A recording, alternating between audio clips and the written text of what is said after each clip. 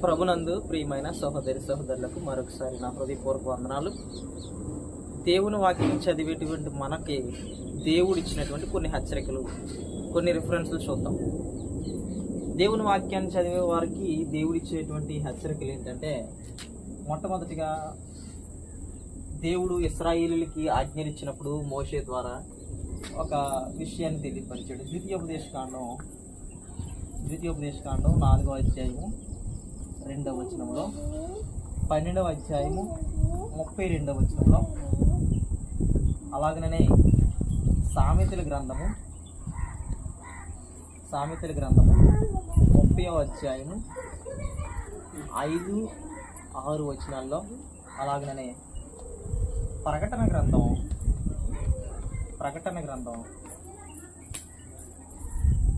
22వ అధ్యాయము 18-19 వచనాల్లో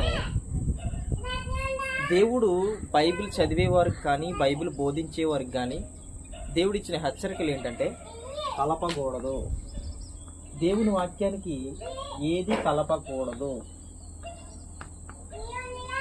దానిలో నుండి దేనిని తీసివేయకూడదు.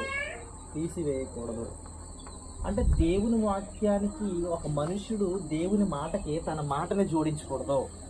దేవుని వాక్యంలో ఏదైతే వ్రాయబడిందో అది మాత్రమే బోధించాలి. దేవుని వాక్యానికి, దేవుని మాటకి మనుషులుగా బోధకులమైనటువంటి వారు కానీ, లేకపోతే వినేటువంటి విశ్వాసులు కానీ ఎవరైనా దేవుని యొక్క వాక్యానికి మన సొంత ఉద్దేశాలు, సొంత ఆలోచనలు దేవుని గ్రంథానికి మనం ఎప్పుడు జోడించకూడదు, కలపకూడదని దేవుని గ్రంథం మాట్లాడుతుంది.